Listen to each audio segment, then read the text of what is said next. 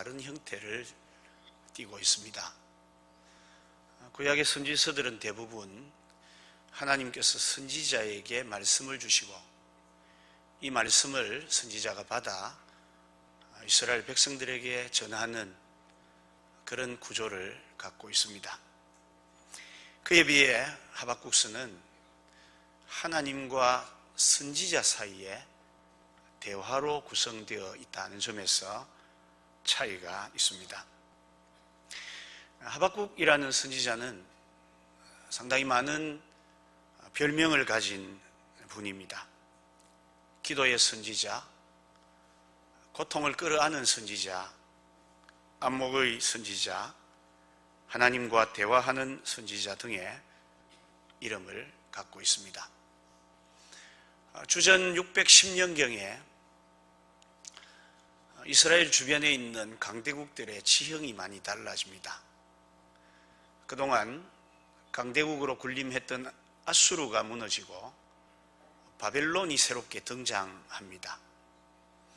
그리고 그때에 애굽이 이 문제에 관여를 하다가 참패를 하게 되고 이 큰 세 나라 사이에 끼어있던 유다 나라는 큰 봉변을 당하게 되어집니다. 하박국 선지자는 이런 유다 말기에 하나님의 부름을 받아 사역했던 분입니다. 유다라는 나라가 극도로 쇠퇴할 때 그는 역사적 위기 앞에서 나라의 운명을 걸머지고 하나님 앞에 나가 기도하며 또 하나님의 인도하심을 입었던 선지자가 하박국입니다. 하박국 1장 2절을 보면 하박국 선지자가 하나님을 향해 소리를 칩니다. 여호와여, 내가 부르짖어도 주께서 듣지 아니하시니 어느 때까지리까? 하박국이 하나님 앞에 기도하는데도 하나님이 묵묵부답이십니다. 3절에 보면 어찌하여 내게 죄악을 보게 하시며 패역을 눈으로 보게 하시나이까? 이스라엘 백성들이 하나님께 범죄하고 패역한 것을 제가 꼭 이렇게 목도해야 합니까? 항이 섞인 기도를 하나님께 그가 드렸습니다. 그런데 이 기도에 대한 하나님의 응답은 아주 의외의 응답이었습니다. 1장 5절 6절에 보면 보라, 내가 사납고 성급한 백성 곧 땅이 넓은 곳으로 다니며 갈대아 사람을 일으켰나니, 이렇게 말씀을 합니다. 죄를 범하고 패역한 이스라엘 백성들을 위해 하나님께 기도했는데 하나님의 응답은 사납고 급한 갈대아 사람 곧 바벨론인들을 일으켜서 유다를 멸하시겠다, 이런 답을 주셨습니다. 하박국의 기도는 또 달라져 버립니다. 1장 13절을 보면 주께서는 눈이 청결하심으로 악을 참아 보지 못하시며 패역을 참아 보지 못하시거늘 어찌하여 이 갈대아인 이 악인을 들어서 하나님의 백성인 유다를 치신다고 하십니까? 이렇게 이야기를 합니다. 하지만 우리는 성경의 역사를 통해 이런 부분을 몇 군데서 찾을 수 있습니다. 블레셋이나 암몬, 모압 같은 아람, 이런 나라들을 들어 하나님 자기 백성을 징계하신 예들이 성경에 나타나고 있습니다. 역사적으로도 하나님이 회교를 들어서 우리 기독교를 치신 일들이 있고, 또 오늘 가까운 우리의 현실 속에서 볼 때 불신자들이 성도를 징계하는 이해하지 못할 사건들이 일어나고 있습니다. 하박국 2장으로 넘어가면 이렇게 기도하던 하박국이 하나님을 향하여 아주 까칠하게 항의를 합니다. 2장 1절에 보면 내가 내 파수하는 곳에 서며 성루에 서리라. 그가 내게 무엇이라 말씀하실는지 기다리고 바라보며 나의 질문에 대하여 어떻게 대답하실는지 보리라. 하나님을 향해서 하나님 뭐라 하시는지 한번 보겠습니다. 내가 눈 똑똑히 뜨고 주의 하시는 응답을 보겠습니다. 이렇게 말합니다. 이때 하나님이 그에게 내가 세 가지의 응답을 말씀합니다. 첫 번째는 2절에 보면 여호와께서 내게 대답하여 이르시되 너는 이 묵시를 기록하여 판에 명백히 새기되 달려가면서도 읽을 수 있게 하라. 이 묵시는 하나님 말씀입니다. 하박국에게 주신 그 말씀을 판에 새겨서 달려가면서도 읽을 수 있을 정도로 해라. 우리가 차를 타고 갈 때도 아주 크게 쓰여진 글씨는 잘 보입니다. 간판이. 마찬가지로 하나님께서 그에게 말씀을 기록해서 읽을 수 있게 하라. 첫 번째 응답은 하나님의 말씀입니다. 우리가 하나님 앞에 기도할 때 하나님이 제일 많이 응답하시는 방법이 이겁니다. 말씀을 통해 우리에게 응답을 주시는 것입니다.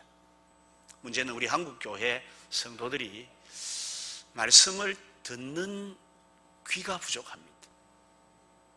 말하기는 굉장히 잘하죠. 그냥 하나님 앞에 나오면 마치 수도꼭지를 열어놓은 것처럼 우리 마음 속에 있는 말들은 잘하는데 듣는 훈련이 많이 부족합니다. 하나님 말씀을 우리가 잘 들어야 합니다.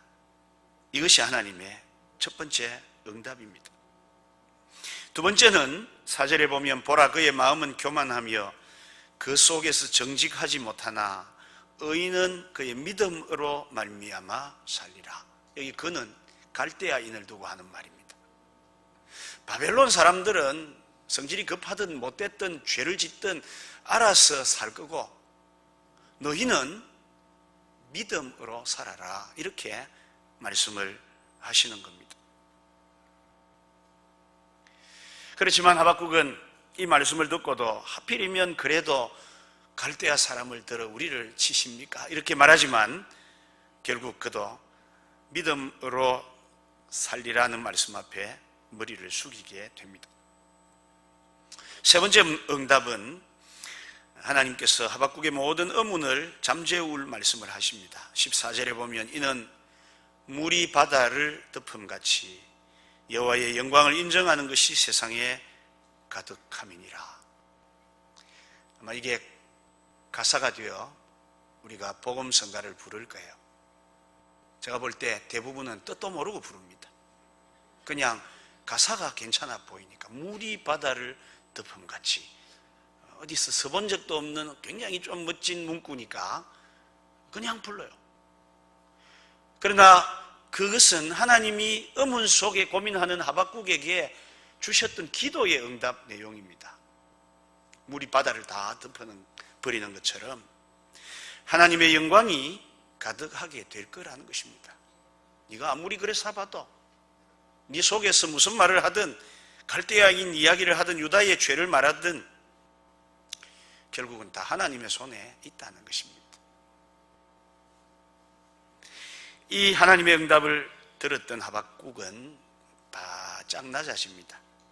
그래서 2장 20절에 보면 오직 여호와는 그 성전에 계시니 온 땅은 그 앞에서 잠잠할지니라 이렇게 말합니다. 여러분 잠잠하시기를 바랍니다. 믿음 없는 사람이 시끄럽습니다. 잘 모르는 사람이 떠듭니다. 하박국도 하나님의 응답을 받기 전에는 하나님을 향해 1장 같은 경우에는 어찌하여 하나님께 이런 표현을 쓸 수 없는 것 아닙니까? 우리 경상도 버전으로 하면 어째 이런 일이 이러면서 하나님께 대들었는데 그래서 성루에 서서 하나님 뭐라 하시는지 내가 딱 봅니다.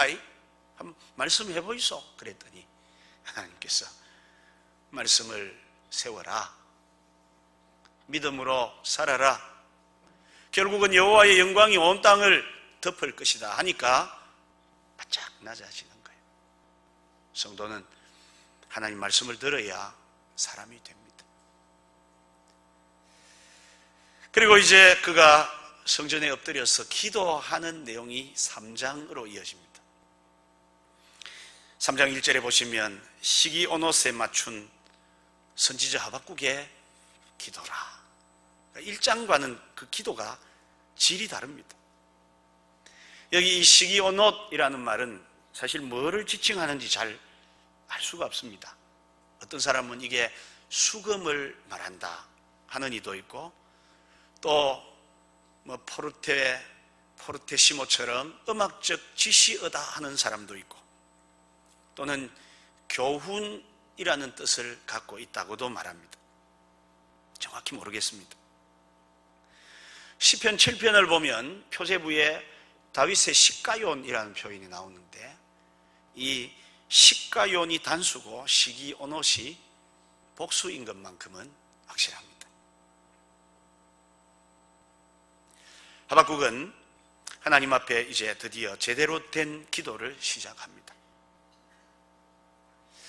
여러분, 오늘 우리가 살고 있는 이 시대, 또 교회 현장을 돌아보면 참 하박국 시대와 별로 다를 바가 없습니다. 굉장히 어렵습니다.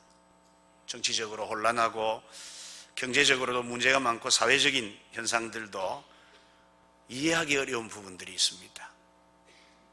교회 역시도 그럴 수 있습니다.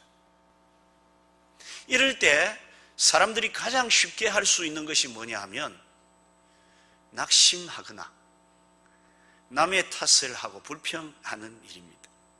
그러나 분명한 것은 이런 대응은 하나님의 일에 전혀 도움이 될 수 없다는 것입니다.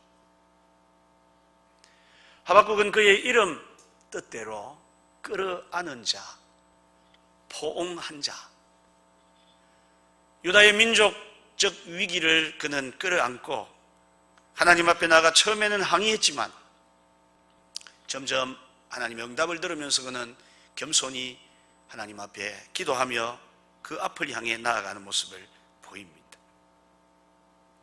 여러분, 이 시대에도 하박국과 같은, 또 느헤미야와 같은 고민하지 않아도 되는 환경 속에서도 스스로 교회와 이 세상의 고민을 끌어안고 하나님 앞에 엎드려 기도하는 사람들이 필요하다는 말씀입니다. 사람들은 다 이 세상을 보며 때로는 비관적으로 또 낙관적으로 봅니다. 아마 이스라엘 백성들도 그랬을 겁니다. 우리가 예레미야서를 통해 보면 예레미야 선지자가 이스라엘의 멸망을 예언함에도 불구하고 낙관론자들은 전혀 그런 일이 일어나지 않는다고 합니다. 하나님이 무조건 좋게 해주실 거라고 하는 이들도 있었고, 또 일부는 비관하고 있기도 했습니다. 분명히 말씀드립니다. 아무 도움이 안 됩니다. 우리가 이런 시기에 할 수 있는 일은 기도하는 일입니다. 하나님 앞에 엎드려 하박국처럼 기도하는 것이 필요합니다. 하박국의 기도가 3장에 나오는데 2절을 보면 여호와여, 내가 주께 대한 소문을 듣고 놀랐나이다. 여기에 주께 대한 소문은 갈대아인이 곧 쳐들어와서 유다를 멸망시키는 소문입니다. 하나님의 계획이죠. 그래서 듣고는 놀랐다는 것입니다. 16절에 가면 내가 들었으므로, 역시 하나님의 이 징계의 프로그램 이야기를 들었으므로 그런 뜻입니다. 내 창자가 흔들렸고 그 목소리로 말미암아 내 입술이 떨렸도다. 무리가 우리를 치러 올라오는 환난날을 내가 기다림으로 썩이는 것이 내 뼈에 들어왔으며 내 몸은 내 처소에서 떨리는도다. 하박국은 기도를 시작하고 보니까 두렵습니다. 이제 갈대아 사람들이 우리를 칠 거고 그 시기는 다가오고 있고 유다는 멸망하게 될 거고, 그러니까 정말 두렵습니다. 창자가 흔들리는 것 같아요. 입술이 집에 있는데도 덜덜 떨리고 따뜻한 집에 있는데도 이빨이 부딪히는 소리가 들릴 만큼 그 마음속에 두려움이 밀려왔습니다. 그러면서 그는 점점 하나님 앞에 기도합니다. 그 고통의 순간들을 안고 기도하는데 기도 중에 곧 그는 하나님의 부흥의 프로그램도 발견하게 됩니다. 분명 2장 3장 2절에는 주께 대한 소문을 듣고 놀랐다고 해놓고는 2절 뒷부분에 보면 여호와여 주는 주의 일을 이 수년 내에 부흥케 하옵소서. 이 수년 내에 나타내시옵소서. 진노 중에라도 긍휼을 잊지 마옵소서. 그렇게 기도합니다. 정말 이 기도가 우리에게 필요한 기도입니다. 진노 중에라도 긍휼을 잊지 마옵소서. 정말 필요한 기도입니다. 아처 토레이 목사님의 부친인 아레이 토레이 목사님이 쓴 기도라는 책이 있습니다. 그걸 보면 이런 내용이 잠시 나옵니다. 이 토레이 목사님이 주일 설교를 위해 강단으로 향하는데 웬 성도가 메모지를 목사님에게 전달을 합니다. 예배를 마친 다음에 읽어보니까 대충 이런 내용입니다. 저는 30년 동안 우리 교회를 섬겼습니다. 지금 저는 주일학교 부장으로 봉사하고 있고 또 소그룹에서 리더로 중요한 역할을 하고 있습니다. 그런데도 하나님께서는 저의 기도에 잘 응답하시지 않습니다. 이렇게 메모를 써놨더라는 거예요. 여러분, 이건 기도 아닙니다. 30년 또 자기의 치적을 내세워서 하나님 앞에 나가려고 하는 이것이야말로 율법주의입니다. 누가복음 18장 9절을 보면 아주 대조적인 인물들의 기도가 나옵니다. 하나는 바리새인입니다. 이들은 성전 가장 목 좋은 곳에 서서 지나가는 사람들이 다 들을 수 있도록 나는 금식을 하고 나는 11조를 드리고 나는 이렇게 율법을 지키고 이렇게 기도해요. 그건 기도 아닙니다. 자기 자랑이지. 그러나 한쪽 편에 보니까 세리가 나옵니다. 감히 얼굴을 들어 하늘을 쳐다보지도 못하고 가슴을 치면서 하나님 불쌍히 여겨주시기를 구합니다. 그렇게 기도를 합니다. 여러분, 정말 우리가 하나님께 구해야 할 기도가 이겁니다. 하나님 진노 중에라도 긍휼은 잊지 마옵소서. 우리가 잘못한 일이 있어서 하나님 혹 우리에게 진노하시는 일이 있더라도 갈대아인이 와서 우리를 치더라도 그래도 하나님 그 중에서도 하나님의 긍휼을 잊지 마시기를 바랍니다. 이렇게 그는 기도합니다. 우리는 그의 기도 가운데 좋아하는 말을 하나 발견합니다. 바로 부흥이라는 단어입니다. 주는 주의 일을 이 수년 내에 부흥케 하옵소서. 이거는 보이죠. 그런데 진노 중에라도 긍휼을 잊지 말라는 말씀은 잘 안 보이시죠.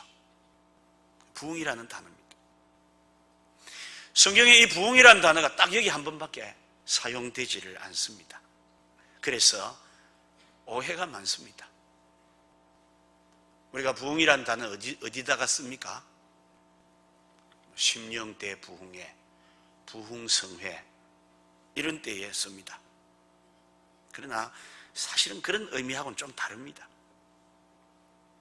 오늘 본문의 부흥이라는 이 단어, 참 한 번밖에 쓰이지 않은 이 희귀한 단어는 하예후라는 말인데 정확히 번역을 하면 다시 살려달라 그런 뜻입니다. 우리는 부흥하면 뭔가 큰 것이 힘있게 일어나는 것으로 예상합니다만은 성경에 사용되어진 부흥은 죽을 것 같으니까 한 번만 살려달라는 게 부흥입니다.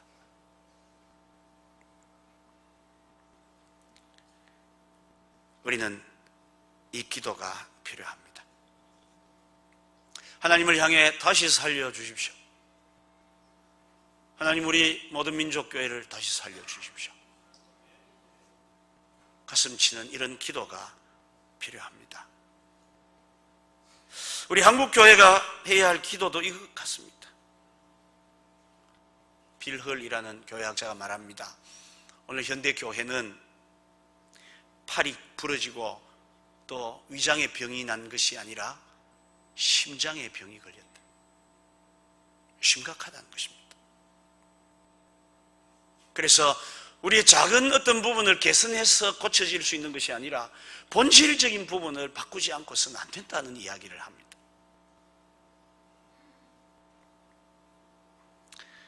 저 역시 여기에 포함되어 있습니다. The Frog in the Castle이라는 책이 있습니다. 내용을 보면 개구리를 냄비에다 넣고 밑에서 열을 서서히 가면 개구리가 처음에 그냥 찬물에 있다가 약간 미지근할 때도 있다가 따뜻해지면 좋아하다가 끓으면 죽는 그런 이야기입니다. 한마디로 무감각에 대한 경종을 주는 이야기죠. 우리의 형편이 그렇습니다. 상당히 무감각합니다. 이런 때에 우리는 하박국처럼 하나님 앞에 엎드려 기도하면서, 기도 없이는 아닙니다. 기도하면서 하나님이 주시는 이 다시 사는 리바이브, 다시 사는 부흥, 그 계획을 볼 수가 있는 것입니다. 2절에도 듣고 놀랐다고 했고 16절에도 들었으므로 창자가 흔들리고 입이 떨리고 그렇게 했습니다. 그런데도 하박국은 그 어려운 상황에서 현실을 도피하지 않았습니다. 갈대아 사람들이 치러오는 그 무서운 상황이 눈앞에 다가오는데도 그는 눈을 똑똑히 뜨고 직시하며 하나님 앞에 기도한 사람입니다. 여러분, 기도가 그런 겁니다. 기도는 현실 도피가 아닙니다. 기도는 하나님을 바라보면서 현실 앞에 서는 겁니다. 이렇게 하나님을 바라보며 이제 하박국의 기도는 점점 달라지기 시작합니다. 17절을 보면 비록 무화과 나무가 무성치 못하며 포도나무에 열매가 없으며 감람나무에 소출이 없으며 밭에 먹을 것이 없으며 우리의 양이 없으며 외양간에 소가 없을지라도, 아마 이 부분도 복음성가로 부르긴 잘 부르는데 무슨 뜻인지 잘 모르고 부르시는 것 같아요.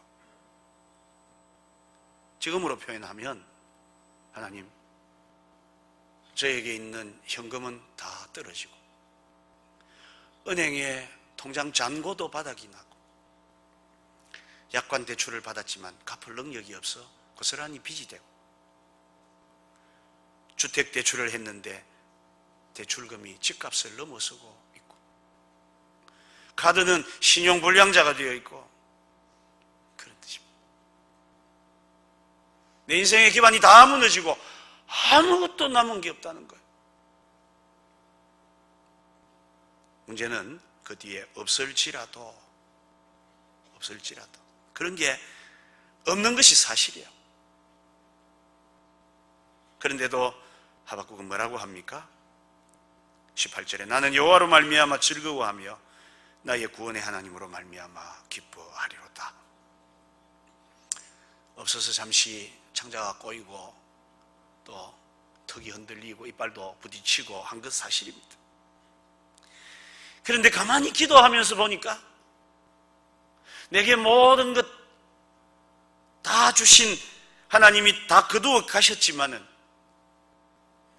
주시고 거두어 가신 그 하나님은 여전히 나와 함께 계시더라는 것입니다.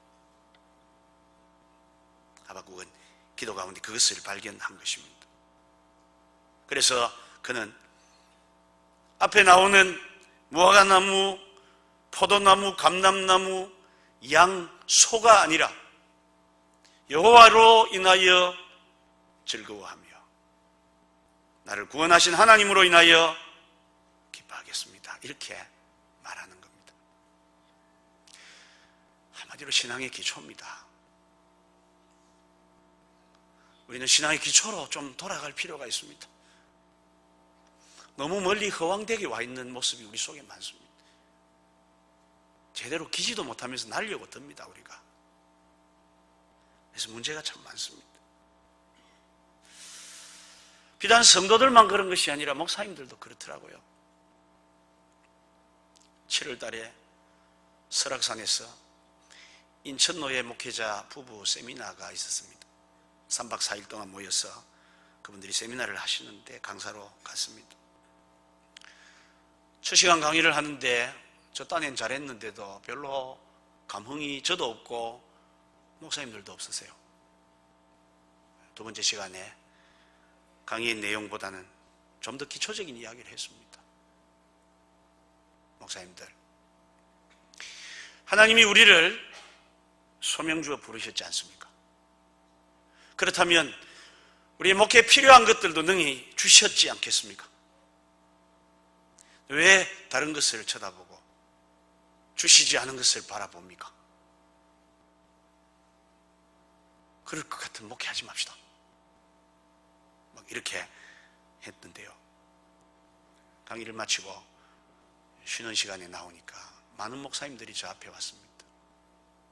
그리고는 눈시울이 붉어 가슴을 두드리는 분도 있으면서 목사님, 오늘 마음이 너무 애립니다. 우리가 다 알고 있지만 잘 몰랐던 것을 또 이야기해 주니 고맙습니다. 전 저 시골에서 목회를 한 교인도 없고 해서 10년을 지나고 보니 이제는 완전히 지쳐서 사명 때문에 붙어는 있는데 목회는 하고 있지 않습니다. 그런데 가서 목회하겠습니다 목사님 하면서 눈물을 떨어뜨리는 거예요. 기초입니다. 여러분, 우리 교회의 기쁨이 무엇이고 성도의 만족이 무엇입니까? 포도나무입니까? 감람나무입니까? 양입니까? 소입니까? 그 많고 적음에 따라서 희비가 갈리는 우리 인생입니까? 아닙니다.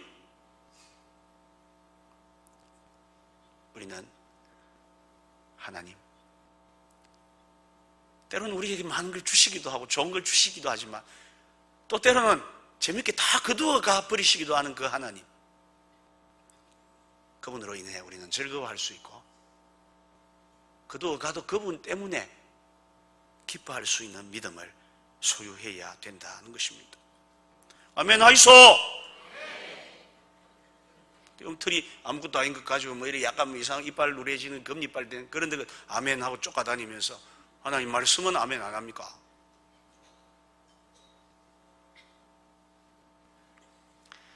하박국의 이 마지막 기도는 클라이막스를 향해서 올라가기 시작합니다. 19절에 주 여호와는 나의 힘이시라. 주 여호와는 나의 힘이시라. 느헤미야 8장 10절에도 여호와를 기뻐하는 것이 나의 힘이라 그랬습니다. 다윗도 시편 18편 1절에 나의 힘이 되신 여호와야 그랬습니다. 여러분, 하나님이 여러분의 힘이십니까? 하나님께서 우리 교회의 힘이십니까? 그러셔야 됩니다. 예레미야 17장 5절에 있는 말씀처럼 여호와께서 이와 같이 말씀하시니라. 무릇 사람을 믿으며 육신으로 그의 힘을 삼고 마음이 여호와에게서 떠난 그 사람은 저주를 받을 것이라. 하나님만이 우리의 유일한 힘이십니다. 그걸 인정해야 합니다. 하박국은 이 기도를 통해 이제 드디어 정상 중에도 정점을 찍습니다. 그래서 19절에 그는 고백합니다. 나의 발을 사슴과 같게 하사 나를 나의 높은 곳으로 다니게 하시리로다. 하박국의 하루는 광야에 나가서 딱 보니까요, 사슴이 하나 있습니다. 여러분, 이스라엘에는 사슴이 없습니다. 우리나라 같은 사슴, 뿔 있고 뭐 이래 얼룩무늬 있고 그런 게 없고 산양이 있습니다. 아마 산양일 것 같습니다. 보니까 저 밑에 골짜기에 산양이 있어요. 사람 인기척을 보고는 이 산양이 갑자기 딱 쳐다보더니 펄쩍펄쩍 뛰어서 산 중턱을 정상을 향해 올라가서 맨 마지막 꼭대기에 버뜩 서더니 자기를 보고 있는 그 사람을 향해 힐끗 쳐다보고는 마치 비웃듯이 거기 탁 서 있다가 여유히 사라지는 거예요. 그 모습을 보며 하박국은 하나님께서 그렇게 하시겠다. 나의 발을 사슴과 같게 하사 나를 나의 높은 곳으로 다니게 하시리로다. 우리 미래를 생각하면 두렵죠. 그러나 하나님께서 우리의 높은 곳을 다니게 하실 줄 믿으시기 바랍니다. 그래서 이 하박국 3장을 주석했던 우리 시대 최고의 설교가 마틴 로이드 존슨은 이 본문의 주제를 뭐라고 달았나 하면요, From fear to faith, 두려움에서 믿음으로. 집안에서조차 와들와들 떨리고 이빨이 부딪혀서 소리가 날 정도고 창자가 뒤흔리는 그 순간 속에서도 그 두려움이 변하여 하나님을 찬송하는 자리에 서게 된다, 그런 의미로 이야기를 합니다. 우리 하나님 멋진 분이십니다. 우리에게 그렇게 하실 분이십니다. 여러분, 우리를 하나님께서 저 골짜기에서 저 높은 정상, 감히 우리 스스로 갈 수 없는 그곳에 우리를 서게 하시는 하나님이십니다. 전 늘 그런 이야기를 자주 합니다. 오늘 나는 내가 올 수 없는 길에 와 있다. 나의 능력, 나의 역량, 내가 할 수 있는 일은 참 너무도 짧고 적은데 하나님께서 내 발을 이끌어 멀리 서게 하셨다. 그래서 조심스러워요, 정말. 늘 하나님 앞에 제가 빠뜨리지 않고 구하는 기도가, 하나님 긍휼을 잊지 마옵소서. 하박국처럼 불쌍히 여겨달라는 기도를 빠뜨리지를 않습니다. 언제 이 자리에서 떨어질까 모르니까요. 왜냐하면 이 자리는 저 자리가 아니니까요.